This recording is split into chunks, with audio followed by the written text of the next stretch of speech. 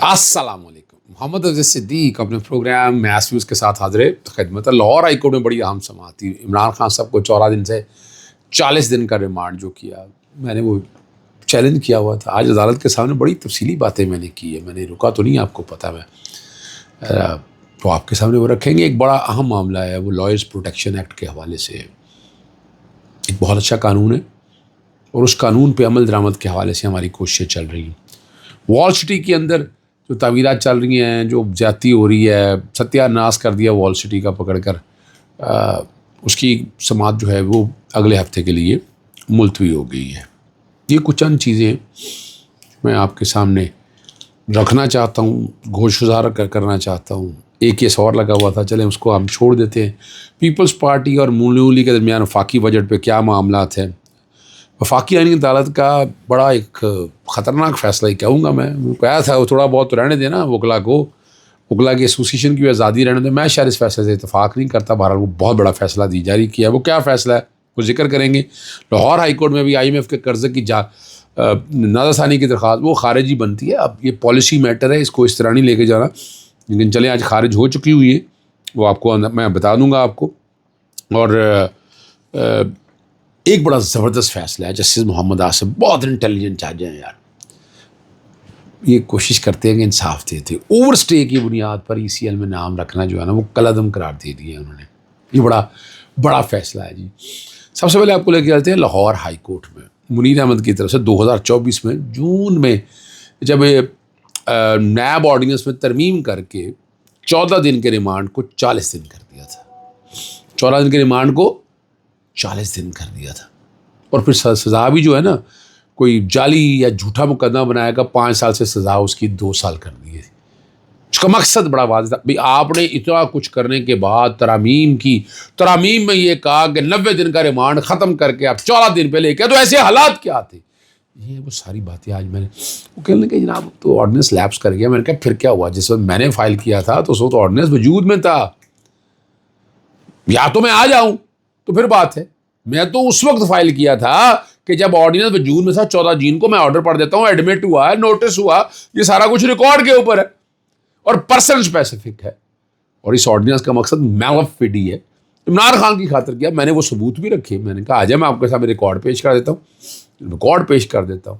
14 دن اور 40 دن کو سامنے رکھتے ہوئے عمران خان نے ایک دقت اور تھے, اور اس کے علاوہ کس کا کیا, باقی ریمانڈ تو ہم نارمل جی. وہ قانون تو بن گیا تھا. بھائی میرا تو بتانا یہ ہے کہ میں عمران خان ہی صرف زیادہ تر آپ کچھ پتا 14 دن سے 40 دن تک رہے.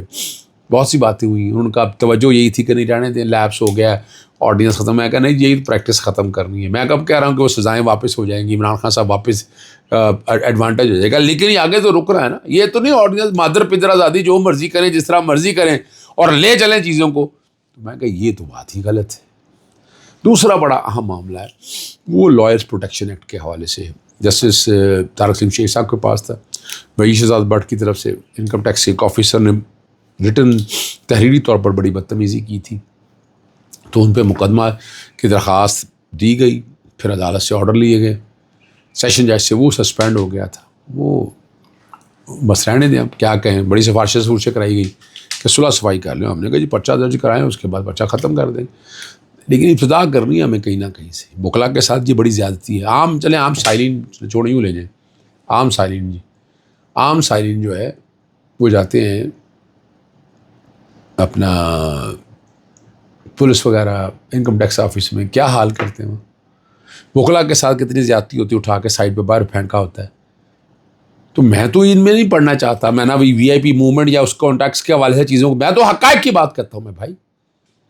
اور وکیل صاحب پیش نہیں ہوئے, وحید شہزاد بٹ سب خود موجود تھے, تو 50,000 روپے جرمانہ کیا ہے وکیل کو نہ پیش ہونے کی وجہ سے. اب آتے ہیں میں آپ کو آگے وفاقی بجٹ پر جو ہے نا, ایسے تو بہت سے لوگوں کے اعتراضات ٹھیک ہے. ان کے پاس ایکسپرٹی کیا, کوئی ایکسپرٹی نہیں. بتا دیں کوئی ایکسپرٹی نظر آئی, ملک کی معیشت بہتر کر لی نہیں بھی. آپ FPR کی جو ریکوری ہے نا ریشو, ذرا وہ سمجھیے گا کتنی ہے. 97% تو آٹومیٹک آ جاتی ہے. 3% کے لیے کتنا بوجھ اٹھاتے ہیں. اب وحید شہزاد بٹ کی طرف سے ایک درخواست دائر کی ہوئی ہے, جہاں ان کو ایوارڈ ملنے کے حوالے سے بات ہے, اور وہاں کوشش کریں گے آدھے. لیکن پیپلز پارٹی اور جو ان کے ہیں خدشات، وزارت خزانہ اور حکومت اور پیپلز پارٹی کے مذاکرات جو نتیجہ خیز ثابت نہ ہوئے. پیپلز پارٹی کو گلا یہی ہے کہ بجٹ پر انہیں اعتماد میں نہیں لیا گیا اور یہ اجلاس سارا ختم ہو گیا. کوئی آئینی ترمیم بے زیر بحث نہیں ہے، نفسی میں تبدیلی پر بھی کوئی بات چیت نہیں ہوئی. اور ذرائع یہ کہتے ہیں کہ یہ خدشات دور کرنے کے لیے اجلاس دوبارہ ہوگا. 5 جون کو ہونے والا بجٹ اجلاس مؤخر کر دیا گیا. نہیں تو یہ بھی صرف گلگت بلتستان کے الیکشن کی وجہ سے گلے پڑ جانا تھے ان کا، کچھ نہیں ہے آپ کو دینے کے. اب وہ بیوقوف نہ بناتے رہے چوڑی کہ اپنا گندم شندم بیچنے کے لیے، اپنا گولیاں ٹافیاں بیچنے کے حوالے سے، تو وہ نہیں ماننے والا. اور پارلیمانی ذرائع کا کہنا ہے کہ حکومت بجٹ سے پہلے اہم قانون سازی کرنا چاہتی ہے. ایم پاکستان میں کامران ٹسوری کو بطور گورنر سندھ تعیناتی کے بجٹ منظوری سے مشروط کیا. وہ جس کی لاٹھی اس کی بہن بیوقوف بنایا. ہماری گورنمنٹ، ہمارا گورنر جو مرضی چاہے جو مرضی کرے، ہمارا جو دل کرے کریں. آپ کون ہوتے ہیں یہ باتیں کرنے والے؟ آپ کی ضرورت کیسی ہوئی اس طرح کی باتیں کر رہے ہیں؟ چلیں ہم آپ کو آگے لے جاتے. واقعی آئینی عدالت نے ایک ایسا کانٹروورشل فیصلہ ہی میں کہوں گا. انہوں نے بار ایسوسیشن بار کونسل کی جانب ہڑتال کا جو کال ہے نا وہ غیر قانونی قرار دے دی. اور جسٹس عامر فاروق نے تفصیلی فیصلہ جاری کیا. فیصلے میں لکھا ہے کہ ہڑتالیں سائلین کے انصاف تک رسائی کے آئینی حق کی خلاف ورزی. ایسی ہڑتالیں شہریوں کو قانونی نمائندگی سے محروم اور مزید بوجھ ڈال دیتی ہیں. ہڑتال کی کال دی جاتی ہے تو وکلا تنظیمیں وکلا کو عدالتوں میں پیش ہونے سے روکتی ہیں. آپ کو یاد ہو کہ پچھلے دنوں ہم نے یہ جو بایو میٹرک والا پھٹا آیا تھا تو کیا کرتے آپ؟ یہ عام بندے کا مسئلہ ہے جناب، تو کیا کریں گے ہم نہیں مانتے منہ اس طرح کے احکامات کو. اور فیصلے میں بتایا کہ وکیل کی عدم پیشور مقدمے کی سماعت بغیر کسی پیش رفت ملتوی کر دی جاتی. ہمارا قانونی نظام پہلے ہی شدید دباؤ کا شکار ہے. عدالت میں مقدمات کی طویل فہرستیں موجود ہیں. سائلین کو اپنے فیصلوں کے لیے برسوں انتظار کرنا پڑتا ہے. چلیں انہیں اب یاد آیا، ٹھیک ہے نا جی. اور لیکن انہیں فیصلے میں لکھا ہے، یاد رکھیے گا، فیصلے میں وفاقی آئینی عدالت نے لکھا ہے. وہ کیا لکھا ہے ذرا وہ سمجھنا ہے. جب وکلا کی ہڑتال کا مقصد کتنا ہی نیک کیوں نہ، مسئلے کا حل نہیں، انصاف تک رسائی کسی بھی شکل میں محروم کرنا ان کی خلاف ورزی. تو جناب یہ بایو میٹرک جو ہے یا یہ درخواست قابل سماعت نہیں ہے، گریوینس ریڈیسل کمیٹی اور کیا ہے، ذرا اس پہ بھی تو ٹیک اپ کر لینا جناب. میں وفاقی آئینی عدالت کو کہوں گا کہ آ جائیں، اس کو بھی ذرا ٹیک اپ کر لیں، ذرا عام لوگوں کے مسئلے بھی حل ہو جائیں. یعنی یہ تو کوئی طریقہ نہیں ہے آپ جس طرح سے مرضی لے کر چلیں جائیں. چلیں پھر بھی بہرحال لے چلتے ہیں آپ کو. لاہور ہائی کورٹ میں جو ہے نا وہ IMF کے قرضے کے خلاف نظر ثانی کی درخواست جو ہے نا خارج ہو گئی.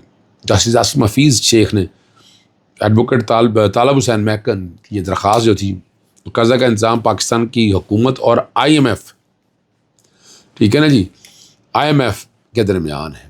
اور رپورٹ کے مطابق IMF نے درخواست گزار یا کسی بھی پاکستانی شہری سے انفرادی طور پر قرض کی واپسی کا مطالبہ نہیں کیا تھا. اب سول نظر ثانی ان متفقہ عدالتی قانون کی خلاف ورزی ہے جن کے ذریعے دعویٰ کو مسترد کر دیا گیا اور اس کے بعد دائر کی گئی اپیل بھی خارج کر دی گئی. یعنی یہ وہ چیزیں جو آپ کے سامنے آ رہی ہیں. مقدمہ دائر کرنے کی بنیاد سوشل میڈیا پر گردش کرنے والی معلومات کو بنایا گیا. پاکستان کا ہر شہری جو ہے وہ یہ کہتے ہیں کہ ریاست کی جانب سے دیے گئے قرضے کے باعث مقروض ہے اور ہر پاکستانی شہری IMF کے قرضے کی ادائیگی کا ذمہ دار ہے. اور انہوں نے یہ کہا کہ شہریوں نے کوئی قرضہ حاصل نہیں کیا، لہٰذا وہ IMF سے قرض لیے گئے کرنے پابند نہیں ہے. تب یہ ساری باتیں بہرحال انہوں نے خارج کر دیا اس درخواست کو. خاص واسی کا قابل اخراجوں کے پالیسی میٹرز کی طرف شاید جا رہے ہیں، تو میں نہیں سمجھتا کہ وہ اس بنیاد کے اوپر جو ہے چیزیں ساری سامنے آ سکیں. اور آخری بات کی طرف چلتے ہیں. اسلام آباد ہائی کورٹ نے اپنے فیصلے میں بڑا زبردست فیصلہ دیا ہے اور قرار دیا ہے کہ صرف اوور اسٹے پر دوسرے ملک سے ڈی پورٹ ہونا سفری پابندی کا جواز نہیں ہے. جسٹس محمد آصف نے 4 صفحہ پر مشتمل یہ آرڈر جاری کیا ہے اور عدالت نے دوسرے ملک سے اوور اسٹے پر ڈی پورٹ ہونے پر PCL میں نام ڈالنے کو ذرا سنیے گا غیر قانونی قرار دیتے ہوئے شہری کا نام جو ہے نا پاسپورٹ کنٹرول لسٹ سے نکالنے کا حکم دیا. یہ بڑی بات ہے. اور فیصلے میں یہ بھی کہا ہے کہ سفری پابندی کے لیے کسی جرم سیکیورٹی خدشے نہ قابل تردید ثبوت کا وجود ہونا ضروری ہے. بغیر جرم شہری بیرون ملک سفر اور روزگار کے آئینی حق پر پابندی لینے کا جواز نہیں ہے. اور یہ بھی کہا کہ سفری پابندی کا اقدام آئین کے آرٹیکل 4, 9, 10, 15, 16, 18 اور 25 کی خلاف ورزی. شہریوں کا نام اس طرح سفری پابندی ہے اور لسٹ میں رکھا گیا آئین کے بنیادی حقوق اور قانونی تقاضوں کی خلاف ورزی ہے. پاکستان میں ہم یہ بولتے ہی رہیں گے سر، ہمارا کام تو بولتے رہنا ہے. اس پہ رزلٹ تو کوئی مجھے نظر نہیں آتا، لیکن کسی وقت میں یہ ہونا ہے۔ کب ہوتا ہے وہ علیحدہ بات ہے۔ شہباز شریف کو جیسے میں بار بار کہتا ہوں، جاتا دیکھ رہا ہوں، جائیں گھر جا کر بیٹھے آرام سے، اللہ اللہ کریں، اس ملک کی تباہی اور بربادی اور کتنی کروانی ہے آپ نے۔ اور یہ میاں برادر جو ہیں، سونے پہ سہاگے کی باتیں میں کہہ سکتا ہوں۔ اللہ تعالیٰ آسانی رکھے ہم سب کے لیے۔ اجازت چاہتا ہوں، السلام علیکم، اللہ حافظ، پاکستان زندہ باد۔